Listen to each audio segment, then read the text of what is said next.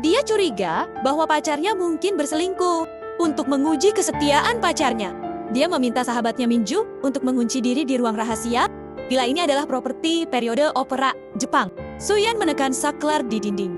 Kaca langsung menjadi transparan. Orang-orang di luar hanya bisa melihat cermin biasa. Giok pengintip yang mengendalikan segalanya membuat Suyan bersemangat. Tapi dia tidak tahu bahwa pacar kecilnya berpaling. Senyum konspirasi muncul di wajahnya. Kunci yang awalnya diberikan kepadanya sebagai jalan keluar telah lama diganti. 얼마나 있으려?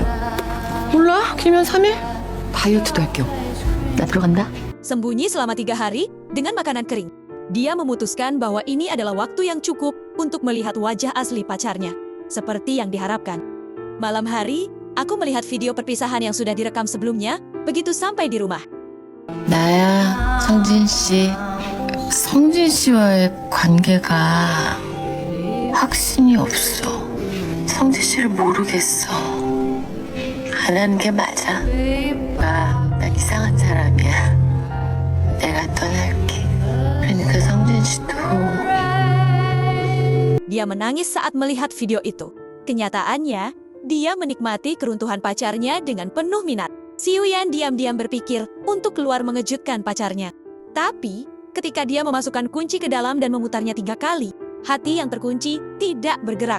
Butuh 7 atau 8 kali percobaan, sebelum akhirnya dia menyadari di belakang bahwa kuncinya telah diganti.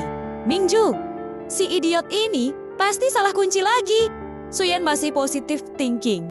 Bahkan tidak menyadari itu adalah konspirasi terhadapnya. Sampai dia mengeluarkan ponselnya dan ingin memarahi sahabatnya. Tidak ada sinyal muncul di layar, sehingga pikiran penuh oleh rasa takut. Ternyata, Minzu adalah mantan kekasih sesama jenisnya. Sudah putus dengan paksa olehnya. Bukankah ini situasi putus asa? Xiu Yuan bergegas ke kaca dan menampar dengan liar. Tapi penampilan di luar tidak menyadari gerakan di ruang rahasia. Dalam kepanikan, riasan di tangannya tiba-tiba hancur dan menggores telapak tangannya. Pemancaran manik darah. Ini seperti lukisan abstrak yang aneh. Dia merasa seolah-olah dia benar-benar akan bunuh diri. Tapi penyiksaan baru saja dimulai. Kedatangan Minju 3 hari kemudian adalah pembukaan tingkat neraka yang sebenarnya. Makan makanan berjamur dan air keran berbau pemutih ini. Itu membuatnya gila ketika lampu menyala lagi. Dia menerjangnya dengan putus asa. Tapi kemudian dia menyadari ada sesuatu yang salah. 다 먹고 싶어서 그런가 봐. 나 미쳤어. 그 열쇠를 내가 좀 바꿨어. 아니 골탕 먹이려고. 많이 놀랐지. 이제 꺼내줘. Suyan selalu merasa bahwa dia bisa memainkan segala sesuatu di telapak tangannya. Itu bisa menghadirkan pacar baru dengan cengkeraman erat. Anda dapat dengan mudah mengendalikan Minju. Tapi dia tidak pernah menyangka bahwa pada saat ini, dia akan sepenuhnya menjadi mangsa Minju. Pembalikan identitas ini seperti tamparan keras di wajahnya. Ju memang melepaskan hubungannya dengannya sesuai keinginannya. Tapi dia berbalik dan mencuri pria Xiuyan. Yang lebih buruk adalah Xiuyan mengandalkan identitasnya sebagai generasi kedua yang kaya untuk menunjukkan kemauan. Tapi, Minzu selalu pandai menjadi wanita kecil. Lembut dan perhatian. Melihat mereka bersenang-senang. Penampilan intim. Mata Xiuyan merah. Bagaimanapun, dia masih terjebak dalam ruangan gelap ini. Cara keluar dari masalah adalah prioritas utama. Gelap, gulita. Aku tidak bisa melihat jari-jariku. Xiuyan yang tersiksa masih bisa memperhitungkan harga diri nona tertua. Sulit menunggu akhir di sana. Dia segera bergegas ke kaca dan memohon belas kasihan berulang kali. 내가 먼저 잘못했잖아. 전혀 문제 안 삼을게. 안 삼을게. 제발 형 열어줘. 제발 열어줘. Meskipun Minzu tidak bisa melihat rasa malu Xiuyan di ruang rahasia. Tapi, dia sangat mengenal Xiuyan. Aku juga menebak reaksinya. Dia tahu betul bahwa meskipun Xiuyan berantakan sekarang, tapi begitu kau keluar dari masalah, dijamin akan kembali jadi wanita sombong lagi.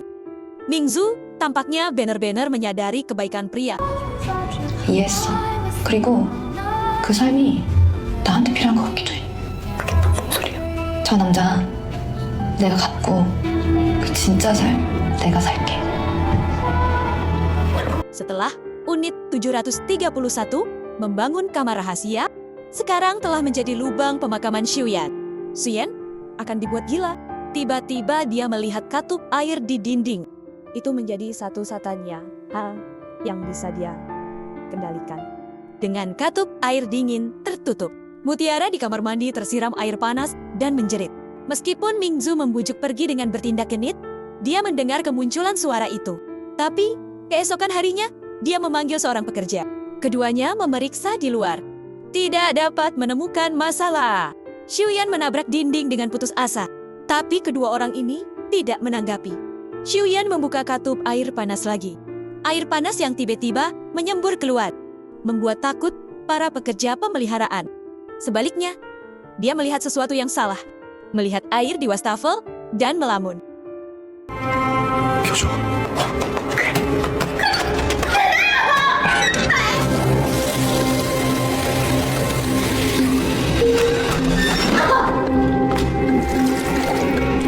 수현이 너야? Respon gila ini hadir, tapi tidak terdengar. Akhirnya, dia sepertinya menyadari sesuatu.